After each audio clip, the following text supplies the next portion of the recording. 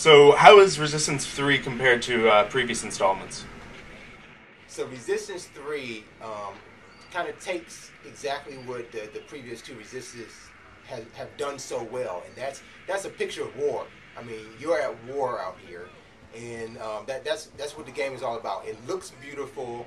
The graphics have improved, obviously, and you get to go through a lot of environments with a lot of environmental effects, and I think that's where this game really shines, is the visuals they lay upon you. Even during loading screens, I did catch myself just being mesmerized by the artwork in this game. So Insomniac did a really good job of continuing to develop the world. You're in new areas, areas you've been in before, but doing different things. So it really puts you in the pit of the world. You are in the U.S. You are fighting for the resistance, and it's just beautiful to look at. How horrific it is, though. It is great to look at. The visuals in the game, as far as like the gore, the look of guns, machinery, environments, it really tells you something that they put a lot of work into what you look at in this game. How long was the single player, and how long did it take you to beat it? Well, I read around, they say the single player is anywhere between 10 to 12 hours. I'm not even sure how many hours it is. It probably is close to that based on my save files. But it took me only about a week to beat the campaign, and that's on normal difficulty. So if you're playing on anything harder, maybe it might take you the same amount of time, maybe a little longer. But that's just committing, regular gameplay time throughout a day if you have other things to do. But in one sitting, yeah, you might be able to beat this game in about 10 to 12 hours. Would you play the campaign mode over again? Oh, the single player, I would definitely play the single player again. I was playing through simultaneous saves. I was playing on normal difficulty as well as casual difficulty because I did want to progress through the story. But once I realized how to get through certain things in casual mode, I tried the same tactics in normal.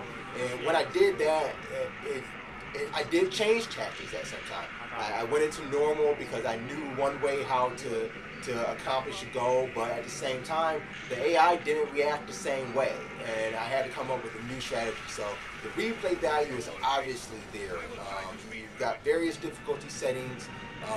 I haven't tried to replay of a completed game just yet, but I've been willing to bet that with the credits and the things that you can get for guns, I did see one credit perk that I could purchase. If I got just a few more credits, I think it's 400 credits, you can get unlimited ammo. So I see myself playing through this game again on maybe hardcore mode and just using that as a perk and to get through it just to see how fun that feels, because the story is just epic. I think Insomniac really carries emotion. There's only one other game that compared to the emotion I felt in the story of Resistance 3, and that's Homefront. When the battle was directly on the ground, where you were a small resistance fighting, but you were overwhelmed by just these insurmountable obstacles that they just flood enemies and enemies at you, and they do throw the whole kitchen at you a lot of times. You have a lot of large-scale battles, so it's I definitely play through that campaign anytime. I want to play right now. So how is the multiplayer mode? Multiplayer is scaled down a bit. We're used to in the previous Resistance, a 60-player multiplayer mode. It's been scaled back to 16. It kind of makes sense, but in the multiplayer, it shows that Resistance has grown smaller, and you still get to play the same game modes in the more intimate sessions. And I kind of prefer it that way. If you're used to Call of Duty, there are some things that will keep you intrigued. There's now a perk system. There's also a level up system for your ammunition and your guns, your artillery.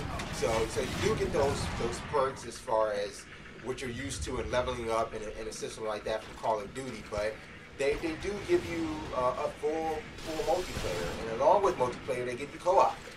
It's not the 8-player co-op from Resistance 2. It is only 2-player, but they do give you the split screen option. So if you got a buddy that you can find and hang out with you, you guys can kill some aliens.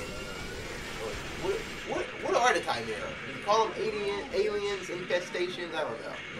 But if you find somebody to play along with, you can do that split screen co-op mode, and you can play through the entire campaign in co-op. What was the feel of the game? I mean, like, how were the controls, compared to, like, other first-person shooters? And, like, how was the move? Resistance 3 controls great. There's moments in the game where you actually feel the weight of the gun. Just because of the way it shoots, the recoil, the pullbacks.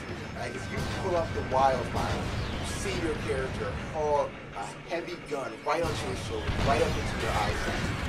As soon as you pull the trigger on your controller, you really feel like a rocket left your hand. Yeah, it may sound a little cliche to say a game can do that much to you, but this game just feels awesome to shoot a weapon in. And it's something that you have to experience just to do it. As far as the move controller, I know a lot of people have tried the move controller with just a supplemental navigation controller and the move in hand. But, we have here, you see the sharpshooter.